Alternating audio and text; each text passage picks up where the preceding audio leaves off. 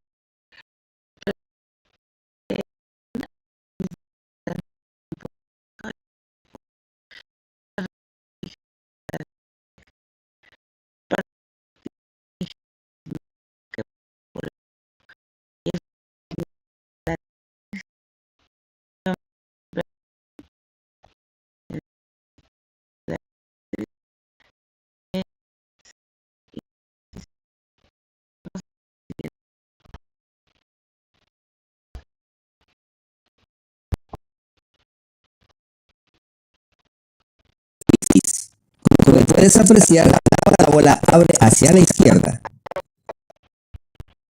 Ahora sí definamos la ecuación ordinaria de la parábola.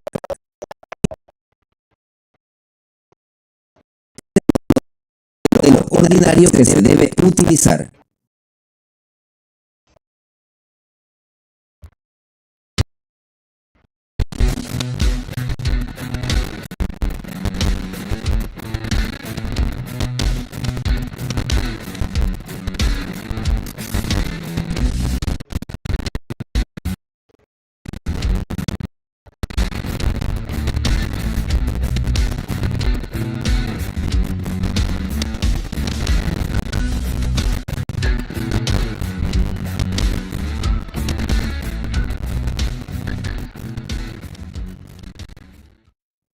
Si cortamos un cono con un plano cuya inclinación sea igual a la inclinación de la recta generatriz, obtendremos una sección llamada parábola. Quédate conmigo para que aprendas lo más relevante de esta cónica y sus aplicaciones a la vida cotidiana y profesional.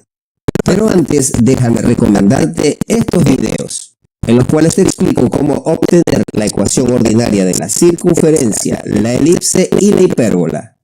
Así que pilas visitando nuestro canal, o si prefieres, por aquí te dejo el enlace de estos videos. Muy bien, iniciemos la explicación con las aplicaciones de la parábola en la vida real. Esta cónica fue inspiración para que a inicios de los años 40 el arquitecto Enrique de la Mora diseñara la iglesia de la Purísima Concepción de la Arquidiócesis de Monterrey del estado de Nuevo León en México.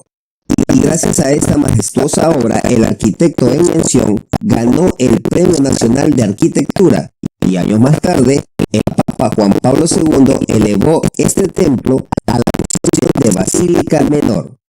Otra aplicación de la parábola se da en la ingeniería de la telecomunicación, pues se diseñan estas antenas satelitales, conocidas comúnmente como antenas parabólicas. Estos dispositivos reciben o transmiten ondas electromagnéticas de alta frecuencia, desde la Tierra hasta los satélites que orbitan libremente en el espacio. Así que la próxima vez que veas estas antenas, considera que su forma parabólica no es cuestión de capricho, sino que más bien obedece a una cuestión puramente matemática.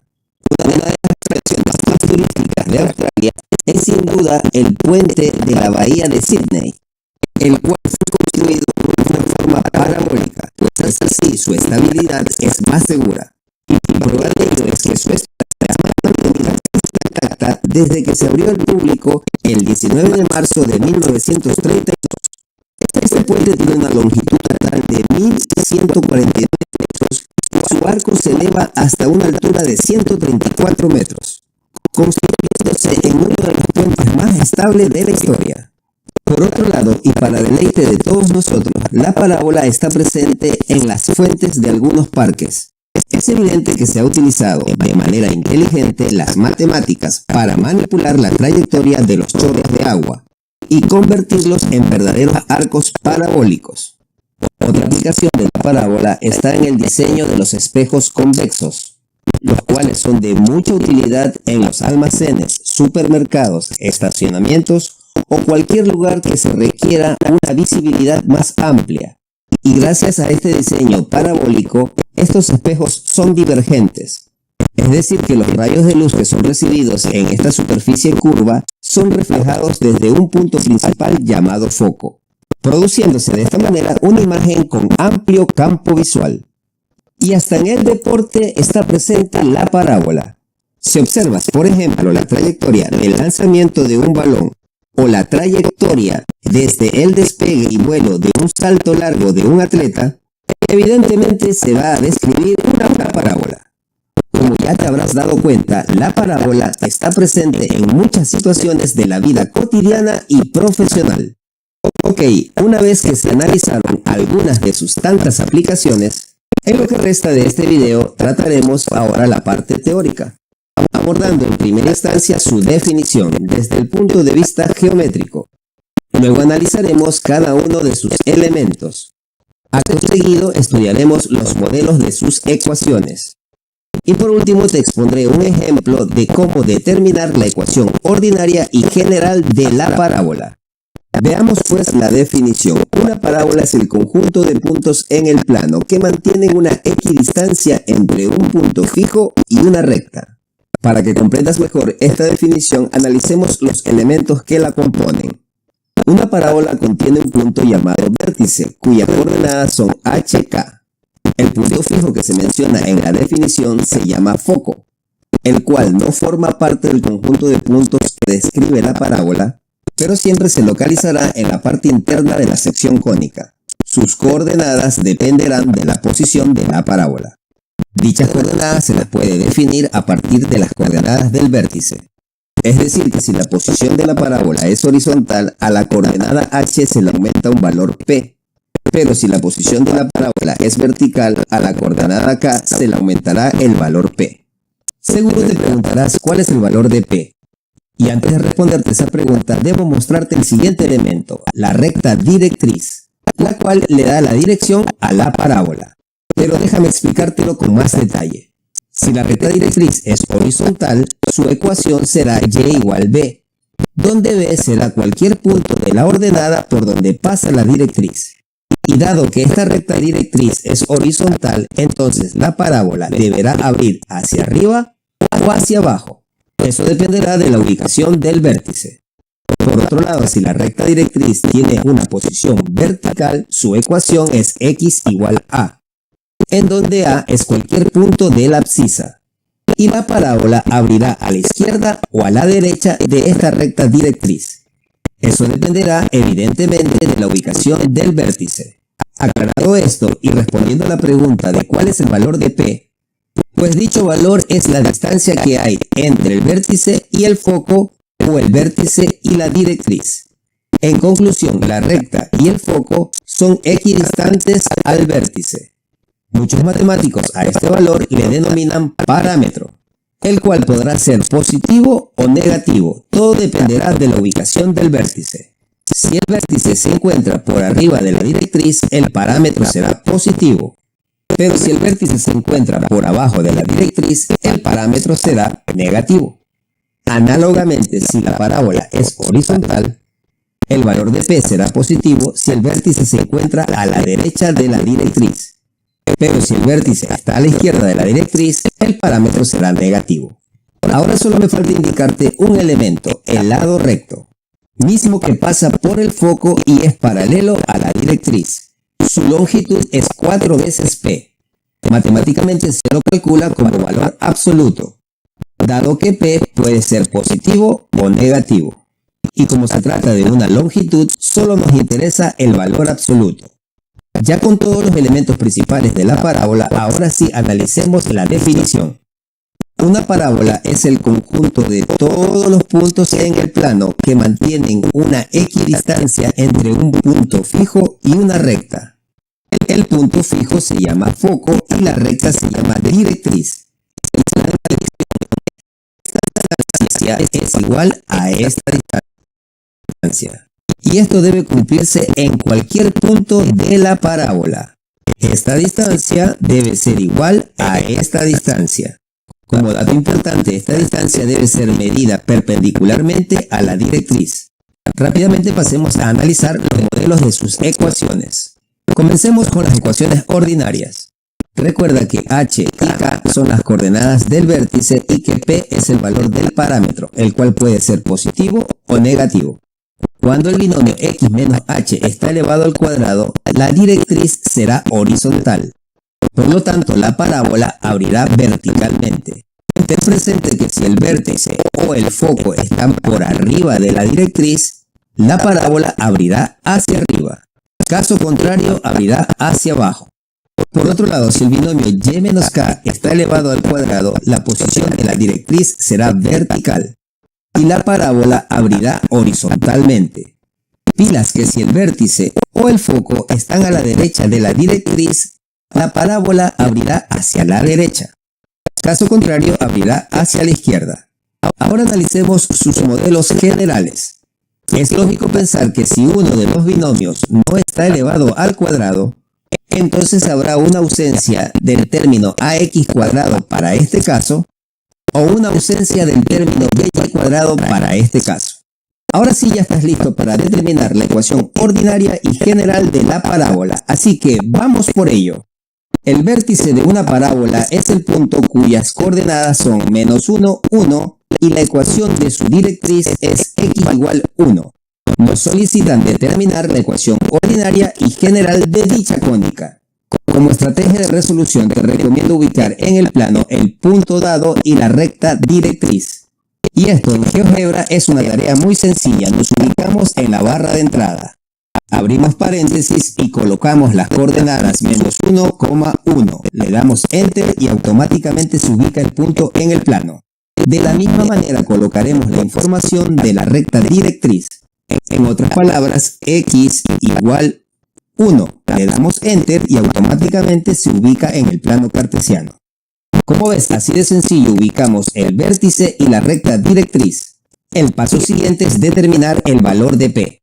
Recuerda que dicho valor es la distancia entre el vértice y la directriz, que en este caso es 1, 2. Entonces el valor de P es igual a -2, puesto que el vértice está a la izquierda de la directriz. Es fácil deducir que la parábola se abrirá horizontalmente hacia la izquierda.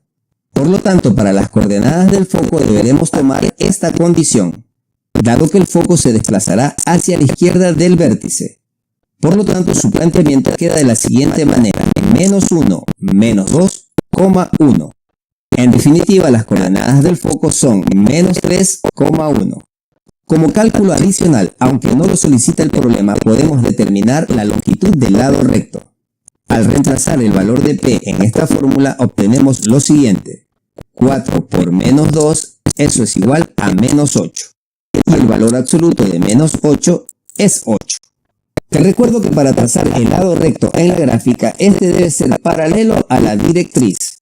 Además, deberá pasar por el foco y la medida de su longitud deberá ser repartida mitad hacia arriba y mitad hacia abajo. Antes de definir la ecuación ordinaria de esta parábola, ¿qué tal si la graficamos? Nos ubicamos en la ventana de las cónicas. La desplegamos y elegimos la opción de parábola. Observa el icono de la parábola. Para graficarla solo se requiere tocar el foco y la directriz. Y es exactamente lo que haré. Tocaré el foco y la recta directriz. Como puedes apreciar, la parábola abre hacia la izquierda.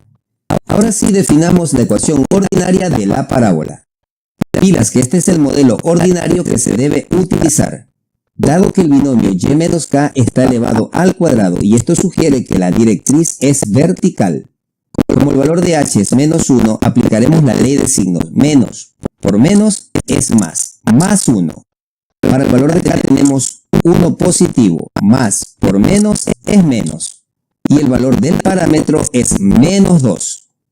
Resolviendo este producto podemos definir la ecuación ordinaria de la parábola, a la cual muchas veces se la conoce como ecuación estándar de la parábola. Para definir la ecuación general de la parábola, bastará con desarrollar el cuadrado de este binomio por el lado izquierdo. Y por el lado derecho ejecutamos esta sencilla multiplicación, obteniendo los siguientes resultados. Ahora simplemente igualamos a 0 la ecuación, reducimos los términos semejantes y así definimos la ecuación general de la parábola. Espero hayas aprendido a determinar la ecuación ordinaria y general de una parábola.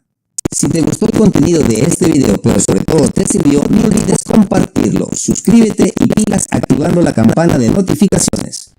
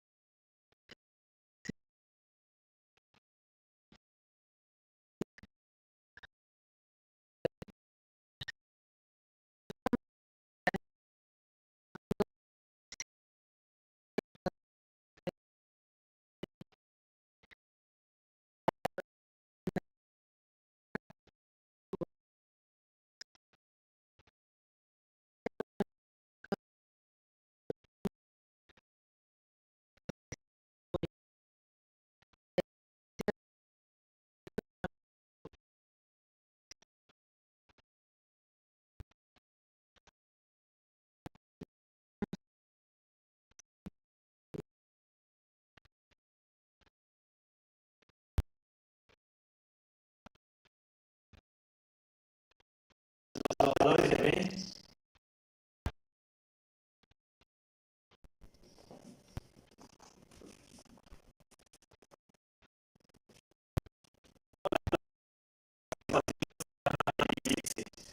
la elipse está definida como el lugar geométrico de todos los puntos en el plano, tales que la suma de su distancia a dos puntos fijos llamados focos es constante. ¿A qué se refiere? Miren, se refiere a lo siguiente. Vamos desmenuzando lo que es la definición de la elipse para ver a qué se refiere. Vamos a tomar un punto cualesquiera de la elipse, por ejemplo este. Y ahora vamos a unirlo con uno de los focos. Y esta vamos a llamarle distancia 1. Entre este punto y el foco 1 hay una distancia 1. Y vamos a ese mismo punto a unirlo con el foco 2. Y esa sería nuestra distancia 2. Y la definición se refiere a lo siguiente. Vamos a hacer la suma de estas dos distancias. Tomamos esta primera distancia. Vamos a ponerla aquí, la colocamos. Ahí está la distancia 1. Entonces la llevamos y la ponemos acá. Y vamos a llevar solo la distancia 2 y la colocamos. Y vamos a sumarla. Esa sería la distancia 2. Distancia 1 más distancia 2 es igual a constante. Vamos a tomar otro punto cualesquiera de la elipse. Otro punto cualesquiera sería, por ejemplo, este de aquí. Vamos a unirlo con el foco 1. Y esta sería nuestra distancia, vamos a llamarle distancia 3. Y vamos a unir este mismo punto con el otro foco. Y esta sería nuestra distancia 4. Y entonces vamos a tomar esta distancia 3. La colocamos. Distancia 3. Y vamos a tomar la distancia 4. Y la colocamos.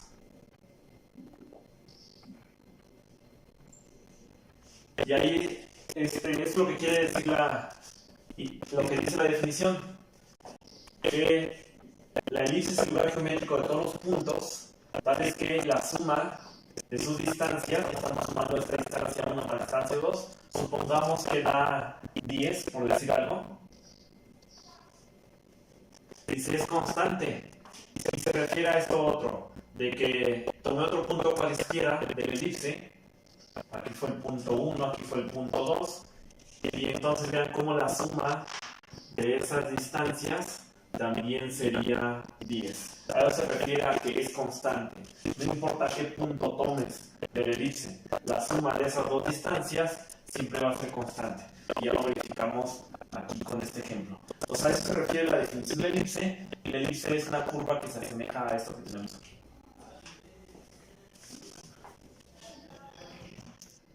En la elipse vamos a tener dos casos. El caso 1 es la elipse horizontal, cuando el eje focal está sobre el eje X. En una elipse tenemos varios elementos. El primero son los vértices. El vértice 1 y el vértice 2. Tenemos los focos, el foco 1 y el foco 2. Tenemos los puntos del lado recto. Acuérdense que el lado recto lo vimos en la parábola.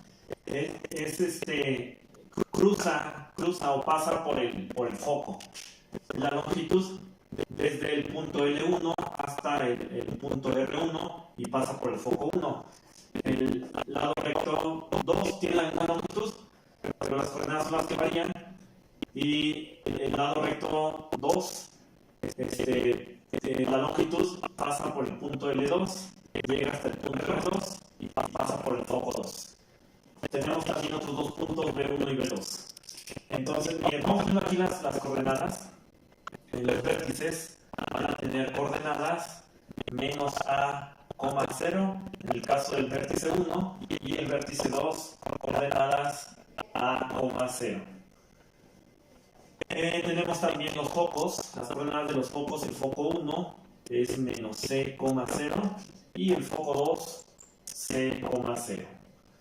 Vamos a tener también lo que es La longitud del lado recto, la fórmula va a ser magnitud de menos b cuadrada entre 2a. A ver. Pero antes de eso, a ver, B1 y B2. B1 va a tener coordenadas 0, B, y B2 va a tener coordenadas 0, menos B. Y ahora sí, lo de la longitud del lado recto. La longitud del lado recto, la fórmula sería la siguiente. La fórmula sería 2b cuadrada entre a. Esa es la fórmula. Ya teniendo esos elementos, podemos ahora sí establecer otros más. B1 y B2 nos sirve para lo que le vamos a llamar eje mayor. El eje mayor, que se denota como el segmento V1, V2, y la fórmula del eje mayor sería 2A. Eje menor, en el eje menor es el que va de B1 a B2, segmento de B1 a B2, y lo vamos a denotar o se obtiene a través de su longitud de la fórmula 2B. Tenemos aquí también lo que se conoce como eje focal, y en el eje focal es el segmento que va de F1 a F2, y la fórmula se obtiene la longitud a través de 2 por C. Entonces ahí están algunas fórmulas. Vamos a poner enseguida la fórmula de la ecuación de la elipse. Antes de establecer la ecuación de la elipse, las coordenadas de L1 y R1 es menos C, b cuadrada entre a, la de L1, la de R1 menos C menos b cuadrada entre a. Y aquí están también las coordenadas del lado recto 2, de L2 y R2, C, b cuadrada entre a, y la de R2, C, menos b cuadrada entre a. Y ahora sí, la fórmula de la ecuación de la elipse, vamos a poner aquí, ecuación de la elipse, es x cuadrada entre a cuadrada más y cuadrada entre b cuadrada igual a 1. Tenemos también otro elemento más conocido como excentricidad. La excentricidad de la elipse. La fórmula E igual a C entre A. Y la excentricidad nos sirve para ver qué tan alargada o circular es una elipse. Aquí tenemos, por ejemplo, una elipse alargada, pero las elipses pueden ser un poco más circulares. Eso lo determina la excentricidad. Si la excentricidad se acerca a 1, es alargada, como el caso de ahorita. Si la excentricidad se acerca a 0, es circular. Ahora, aquí en la ecuación de la elipse, a cuadrada entre b cuadrada, a cuadrada siempre va a ser mayor a b cuadrada. De hecho, hay una relación, vamos a escribirlo aquí, hay una relación entre a, b y c, que son los elementos, los valores que vamos a estar obteniendo constantemente en una elipse. Y la relación entre ellos tres se da de esta manera, se da como c cuadrada igual a cuadrada menos b cuadrada. Entonces ahí está toda la parte teórica para el caso 1 elipse horizontal. Ahorita acá enseguida voy a poner la parte teórica de la elipse vertical, para que lo tengan todo en la mano y puedan ya resolver ejercicios. En el caso 2, tenemos ahora una elipse vertical, es decir, el eje focal está sobre el eje Y. Y bueno, tenemos unos elementos, aquí están los vértices, V1 y V2. Esta es la fórmula para el vértice, el negativo es para V1, el positivo es para V2. Tenemos dos focos, foco 1 y foco 2, aquí están las fórmulas. Son estos mismos valores, pero observen ahora cómo están sobre Y. Y entonces en el caso del foco tenemos el negativo para F1 y el positivo para F2. En el eje, los valores de B, ahora esos estarían sobre el eje X, a diferencia de acá, que estaban sobre el eje Y. ¿Sí? Entonces ahora lo tenemos sobre el eje X. Y entonces, igual el negativo sería para B1 y el positivo para B2. El lado recto es la misma fórmula, 2B cuadrado entre A. Las longitudes de los ejes siguen siendo las mismas fórmulas. El eje mayor es 2A, el que va de vértice 1 a vértice 2. El eje menor, el que va de B1 a B2 como 2B. El eje focal, el que va de F1 a F2. Se obtiene a través de 2C. Lo que cambia es la ecuación de la elipse. Ahora la ecuación de la elipse, vean cómo siempre A cuadrada va a ser mayor a B cuadrada, siempre. Entonces el mayor, cuando se trata de una elipse horizontal, el mayor va a estar en X. Y cuando se trata de una elipse vertical, el mayor va a estar sobre la variable, abajo de la variable Y. ¿Sí? Entonces vean, lo único que cambia de la elipse horizontal a la vertical es el valor mayor. Repito, el valor mayor en el horizontal está en las X y el valor mayor en el vertical está en las Y. La excentricidad es la misma fórmula y la relación entre A y C es también la misma fórmula.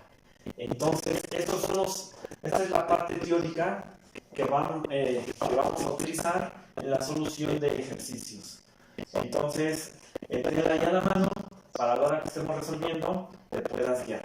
Acuérdate que lo primero que tendrías que ver es identificar si es una elipse horizontal o si es una elipse vertical.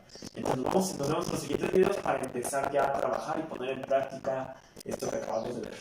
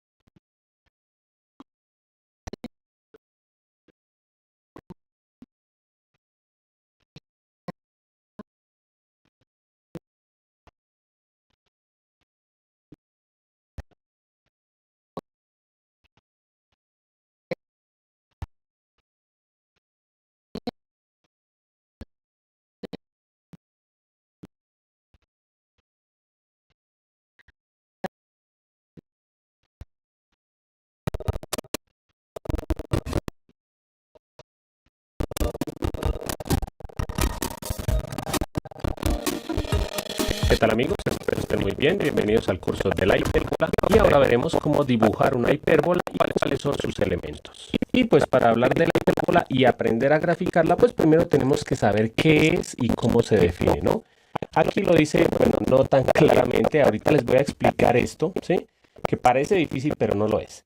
Dice que la hipérbola es el lugar geométrico de los puntos, o sea, es una unión de puntos, muchísimos puntos, cuya distancia o cuya diferencia de distancias hacia dos puntos fijos siempre es constante, ¿sí? Esto parece complicado, como les decía, pero ya lo vamos a ver al trazar la hipérbola y observar cuáles son sus elementos. Antes de enseñarles a dibujar una hipérbola, les quiero mostrar varios ejemplos de qué es una hipérbola. Por ejemplo, esto que vemos aquí es una hipérbola. Si ustedes observan, el dibujo no son más sino estas dos líneas o estas dos curvas. Algunos dicen que son dos parábolas, pero no son dos parábolas. Parece que fueran dos parábolas, ¿sí? Pero tienen características un poco diferentes, ¿sí? Entonces, esto, por ejemplo, es una hipérbola. Ahora esto también es otra hipérbola, que miren que lo que cambia no es mucho. Lo que cambia a veces son simplemente las distancias entre las dos, miren acá. Pero entonces, puede cambiar las distancias, pero miren que el gráfico sigue siendo muy similar. Obviamente también puede estar dibujada, por ejemplo, de esta forma. Sí, no solamente va a estar dibujada de una. Nosotros en este curso vamos a ver las hipérbolas que su eje principal o eje real, ahorita les voy a mostrar qué es eso, ¿sí?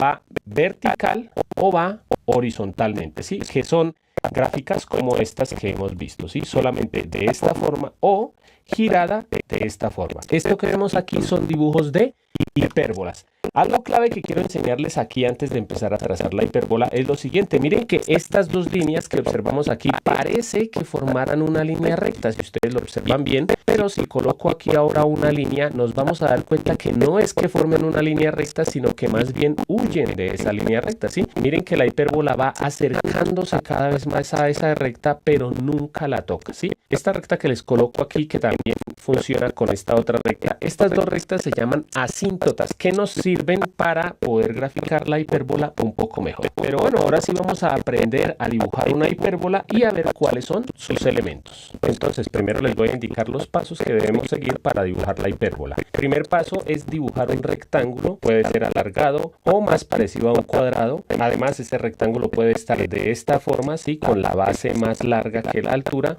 o puede estar de esta forma con la altura más larga que la base. Sí, eso depende de las medidas de las que ya vamos a hablar. Yo voy a hacer mi ejemplo con el rectángulo colocado así. ¿Este rectángulo para qué nos va a servir? Porque por aquí podemos trazar esta línea que miren que pasa de un vértice a su vértice opuesto y esta otra que pues hace lo mismo pero con los otros dos vértices. Estas dos líneas, ¿cómo se llaman? Estas son las asíntotas que me sirven para graficar la hipérbola. Ahora, en este rectángulo siempre van a haber dos puntos que son los vértices. Esos dos vértices pueden estar acá o acá, dependiendo para dónde vaya la hipérbola. Por ejemplo, aquí voy a colocar los vértices acá. Y ahora sí, como último paso, lo que haríamos sería trazar la hipérbola que va más o menos de esta forma. Entonces, ya sabiendo los pasos, vamos a empezar a realizarlos. Aquí yo, pues para empezar, voy a colocar un punto, que este punto va a ser el centro de mi hipérbola.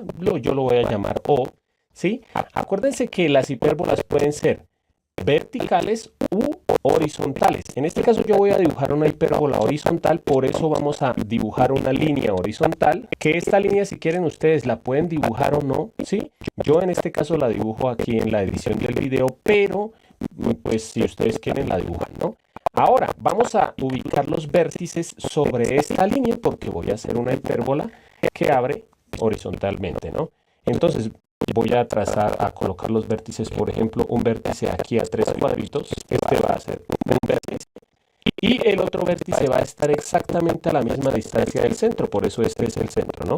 Como tracé este vértice a 3 unidades, aquí trazo también el otro vértice a 3 unidades. Miren que esto ya me da la idea de cómo va a ser mi rectángulo. ¿Por qué?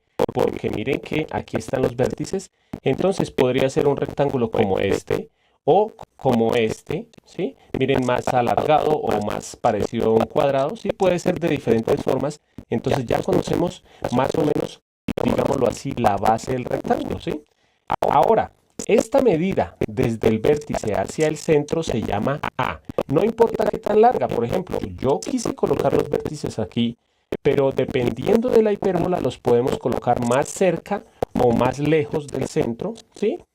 Y esa medida, no importa qué tan larga sea, siempre se va a llamar A. Como esta medida se llama A, pues obviamente esta otra medida que es igual también se va a llamar A. ¿Qué quiere decir esto? Que desde un vértice hasta el otro mide 2A. Y a esta medida se le llama eje mayor. Entonces ya esto me sirve para mirar más o menos cómo va a ir el rectángulo, ¿no? Ahora voy a ubicar los focos, que yo los voy a ubicar, por ejemplo, aquí. Voy a ubicar un foco. Y ese foco, como está a esta distancia del centro, que en este caso son 4 cuadritos, al otro lado también debo ubicar el otro foco a 4 cuadritos. Entonces, acá. Algo que debemos tener claro, siempre los vértices tienen que ir más cerca que los focos, ¿sí? Eso sucede siempre en todas las hipérbolas. Esta distancia desde el foco hasta el centro siempre se le llama C, ¿sí? Entonces, esta distancia desde aquí hasta aquí se llama C. Por ende, esta distancia desde el centro hasta el otro foco, que tiene que ser igual, también se llama C. O sea que la distancia desde un foco hasta el otro foco va a ser 2C. Y esta se le llama la distancia focal. Ahora, la distancia más importante de estas dos que hemos visto es la del foco, la C. Por eso ahora vamos a realizar un círculo que tenga su centro en el centro de la hipérbola y que pase por los focos. Entonces me quedaría un círculo más o menos de esta forma. ¿Para qué trazo este círculo? Porque miren que esto sería un radio. Esto es la medida de un radio de esta circunferencia, ¿sí? Ahora, ¿esta medida cuánto era? Era C, o se llama C. Por ende, si yo hago otro radio, por ejemplo acá, este radio también va a medir C. Si lo hago ahora por acá, también va a medir C. Y en donde sea que yo trace ese radio, va a medir C. ¿Qué es lo que vamos a hacer con esta circunferencia? Vamos a fijarnos en este punto de acá, que este punto me va a formar un triángulo rectángulo entre el centro, el vértice y este punto. Entonces, automáticamente, esta distancia, ¿cómo se llamaba? Se llamaba A. Ya conocemos que esta distancia, que es la misma que va desde el centro hasta el foco, se llama C. Y a esta otra distancia la vamos a llamar B. Miren que aquí hay un triángulo rectángulo. Entonces, por ser un triángulo rectángulo, podemos aplicar el teorema de Pitágoras, que recordemos que es que el cuadrado de la hipotenusa, o sea, el cuadrado de C, es igual a la suma de los cuadrados de los catetos. O sea, este cateto, que sería A, más este cateto también al cuadrado, que sería B. Entonces, esto tenemos que acordarnos que podemos usar Pitágoras, y en este triángulo nos queda que C al cuadrado es igual a al cuadrado más B al cuadrado. ¿Pero por qué es tan importante este punto? Porque miren que puedo hacer lo mismo aquí, arriba del vértice, más o menos por aquí se une la circunferencia, arriba del vértice, lo mismo abajo del vértice, y lo mismo aquí abajo de este otro vértice. ¿Y para qué me sirven estos 4 puntos claves? Ya voy a borrar la circunferencia y miren que estos 4 puntos serían el rectángulo clave que tenemos que dibujar, que es nuestro primer paso para dibujar una hipérbola. ¿Cuál es el segundo paso? El segundo paso es que ya conociendo este rectángulo ya podemos trazar las asíntotas. Y listo, ya conociendo nuestras asíntotas y conociendo dónde están los vértices, podemos trazar nuestra hipérbola. Bueno, obviamente yo aquí con mi pulso, mal pulso, voy a tratar de dibujarlas. Más o menos, bueno, ahorita les hablo de otra cosita, pero bueno, que más o menos van así. Miren que van acercándose cada vez más a la asíntota, pero nunca la van a tocar. Aquí lo mismo, pues la trazo por este lado. Y lo mismo por el otro lado, pasa por el vértice y pues más o menos por acá, hacia allá. Bueno, aquí se me salió mucho, ¿sí? Pero más o menos esta sería mi hipérbola. Acordémonos que si los vértices estuvieran arriba y abajo, pues la hipérbola sería hacia arriba y hacia abajo. En este caso, esta es una hipérbola que tiene su eje principal, ¿sí? Esta línea que trace al comienzo se llama eje principal paralelo al eje X. Bueno, ya que tenemos trazada nuestra hipérbola, volvemos a lo que les dije al comienzo. ¿Qué es la hipérbola? Si ustedes recuerdan, tenía copiado yo que la hipérbola es el lugar geométrico de todos los puntos, o sea, esta línea roja está conformada por millones de puntos, ¿sí? Infinita cantidad de puntos, cuya diferencia de distancia hacia los puntos fijos es constante. ¿Cuáles son los puntos fijos de la hipérbola? Los focos, ¿sí? Por ejemplo, voy a seleccionar cualquier punto de estos de la hipérbola, o sea, cualquier punto de esta línea roja, ¿sí? Por ejemplo, este. Y si observamos la distancia desde este punto hacia el foco y la distancia desde ese mismo punto hacia el otro foco, entonces lo que dice la hipérbola es que la diferencia, o sea, al realizar una resta entre esta distancia y esta distancia, obviamente a la distancia mayor le quitamos la distancia menor, ¿sí? Entonces más o menos nos quedaría algo como esto. La diferencia, ¿sí? O sea, la resta entre las dos distancias siempre va a ser igual. ¿Qué quiere decir esto? Que por ejemplo ahora voy a seleccionar este otro punto de la hipérbola. Entonces, nuevamente, miramos esta distancia desde este punto hacia el foco y lo mismo hacia el otro foco. Y si hacemos la resta entre esas dos distancias, me tiene que dar igual siempre a esta distancia. Le quitamos esta otra y nos queda más o menos, bueno, se supone que nos debe quedar exactamente la misma distancia, ¿sí? O sea, la resta debe ser siempre la misma. Por último, comprobamos con, por ejemplo, este otro punto. Y si miramos estas dos distancias y hacemos la resta nuevamente, siempre a la distancia mayor se le quita la distancia menor.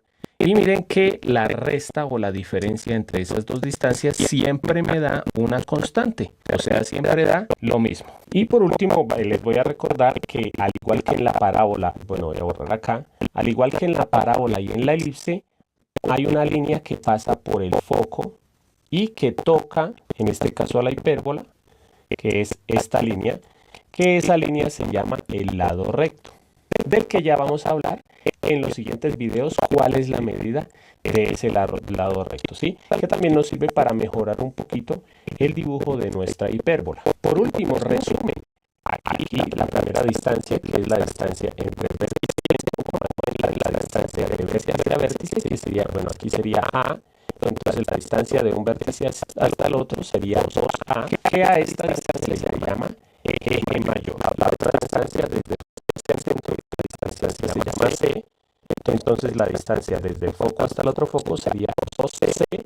A esa distancia se le llama la distancia focal. Recordando que esas dos distancias, 2A y 2C, van paralelas al eje principal o eje real. Ahora, aquí se traza otro eje, ¿sí? Que se llama eje secundario o eje imaginario, porque generalmente no hay que trabajar mucho con ese eje. Este eje contiene otra medida que es la siguiente. Acordémonos que desde aquí hasta aquí era la B, pero si volvemos a dibujar el rectángulo que teníamos, como esta medida se llama B, pues aquí también puedo decir que esta medida se llama B, entonces aquí se llama B y aquí se llama otro B, o sea, esta distancia sería 2B. A esa distancia se le llama eje menor. Además, tener en cuenta que estas dos líneas se llaman asíntotas, que son las líneas que la hipérbola nunca va a tocar. Y por último, que aquí se forma un triángulo rectángulo, que en ese triángulo, con esta medida que es A, esta medida que es B y esta medida que es C, como es un triángulo rectángulo, podemos aplicar el teorema de Pitágoras, que sería C al cuadrado igual a al cuadrado más b al cuadrado. Bueno amigos, espero que les haya gustado la clase. Si les gustó, los invito a que vean el curso completo para que profundicen un poco más sobre este tema o algunos videos recomendados. Y si están aquí por alguna tarea o evaluación, espero que les vaya muy bien. Los invito a que se suscriban, comenten, compartan y le den like al video. Y nos vemos. Bye.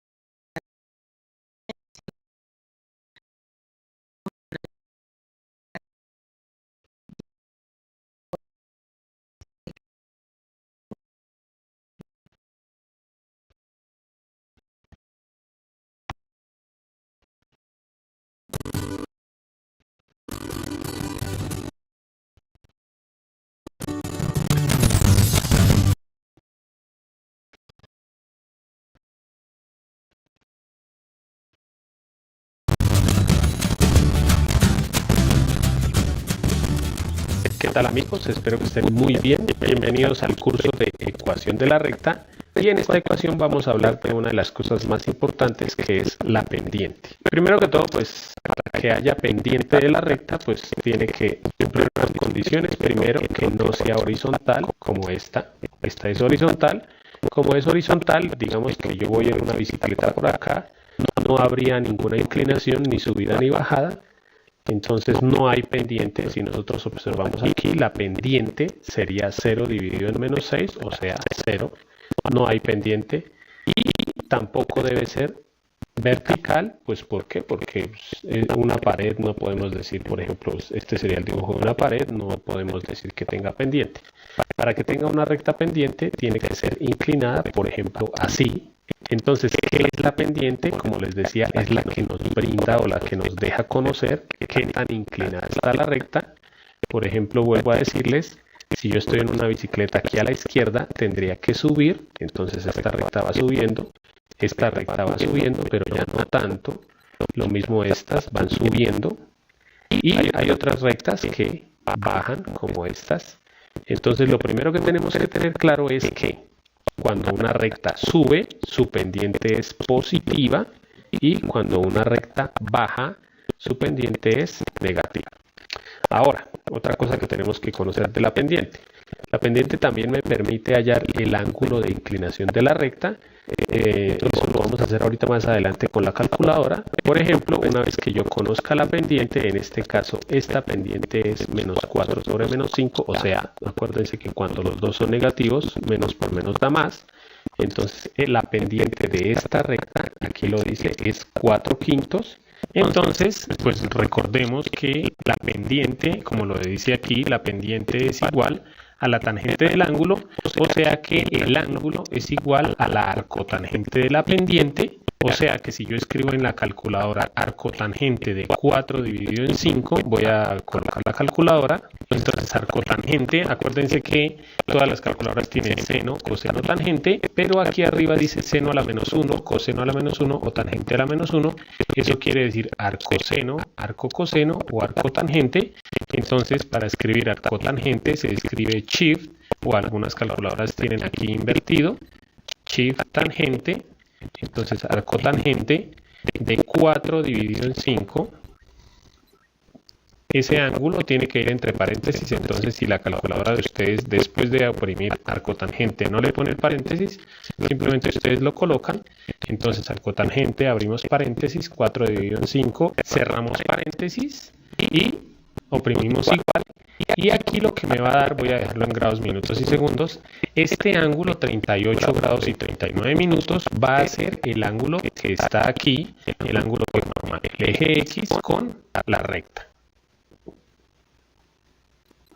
Y lo mismo con cualquier recta. Si yo conozco la pendiente, por ejemplo esta, como les decía, va bajando, la pendiente es negativa, menos 3 medios. Entonces, si yo tengo la calculadora arcotangente, entonces invertido tangente, abrimos paréntesis, de menos 3 medios, que es la pendiente de esta recta. Entonces menos, generalmente pues uno mejor le da con este signo negativo, que aunque las calculadoras permiten este otro, pero les recomiendo que para ese negativo lo opriman con esta tecla.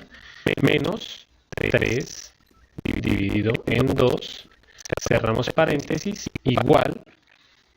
Voy a pasarlo a grados, minutos y segundos. En este caso, si ustedes observan, me dice que menos 56 grados. Entonces es algo que les quiero aclarar. Cuando el ángulo da positivo, si ustedes observan, la recta forma dos ángulos con el eje X. O sea, este ángulo de la derecha y este ángulo de la izquierda. Cuando el ángulo les da positivo, como en el ejemplo anterior, quiere decir que es el ángulo de la derecha, el que forma el eje X con la recta, pero aquí a la derecha.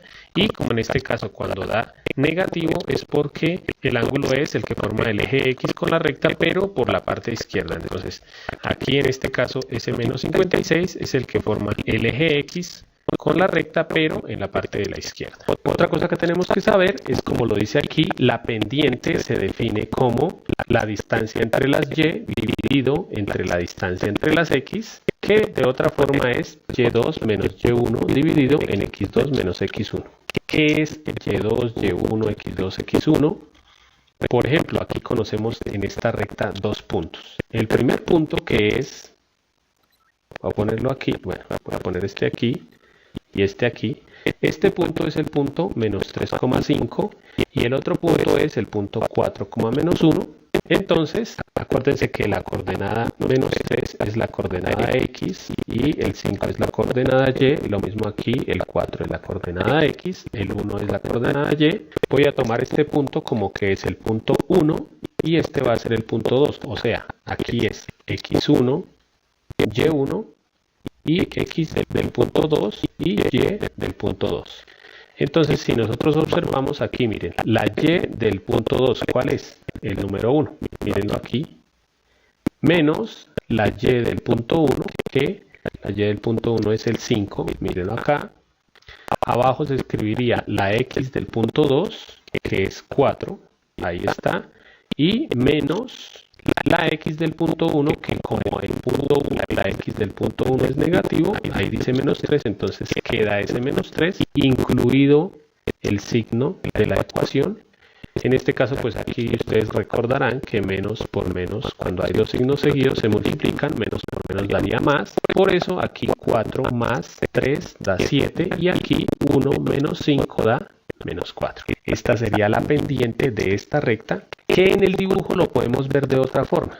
Yo generalmente le explico a mis estudiantes que la pendiente también lo podríamos tomar como que es el recorrido que yo tengo que hacer para llegar de una casa a otra casa. Me explico un poco mejor. Voy a quitar esto de acá.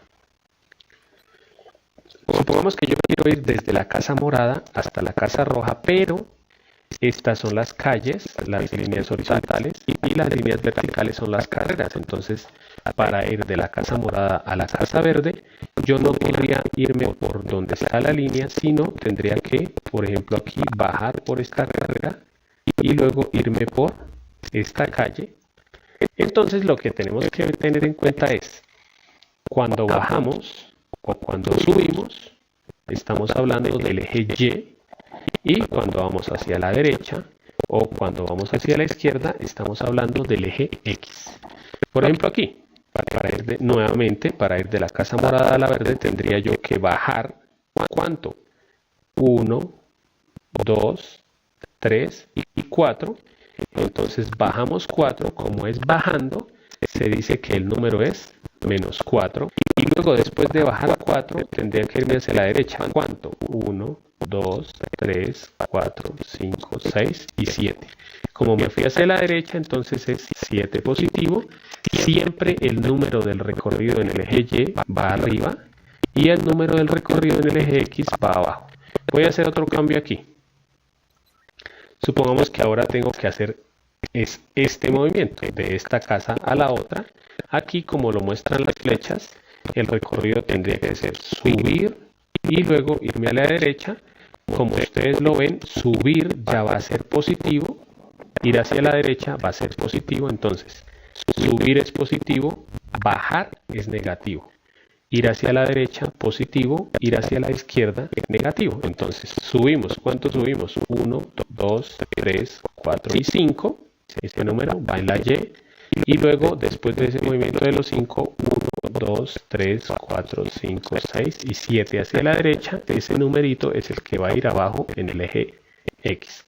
Entonces, como ustedes se dieron cuenta, se puede hacer de las dos formas, o haciendo la resta de las X y las Y, o simplemente mirando el dibujo. Por último, vamos a ver cómo se iría para la izquierda. Por ejemplo, si yo muevo esto así, nuevamente si vamos a ir desde la morada hasta la verde, voy a hacerlo más cortico como para que no me quede tan grande eso. Ahí. Nuevamente tendría que subir 1, 2, 3 y 4 e irme hacia la izquierda 5. 1, 2, 3, 4 y 5. Entonces subimos 4, o sea 4 positivo, y nos fuimos 5 hacia la izquierda, o sea 5 negativo. Nuevamente arriba es el eje Y, o sea subir o bajar, y abajo es el eje X, o sea ir hacia la izquierda o hacia la derecha. Bueno amigos, con esto damos fin a esta clase. Los invito a que miren todo el curso de ecuación de la recta. Es muy sencillo, ustedes buscan un icono como este, aquí en la y allí les aparece el curso completo. A los últimos denle like, compartan, lo comenten, se suscriban a la video y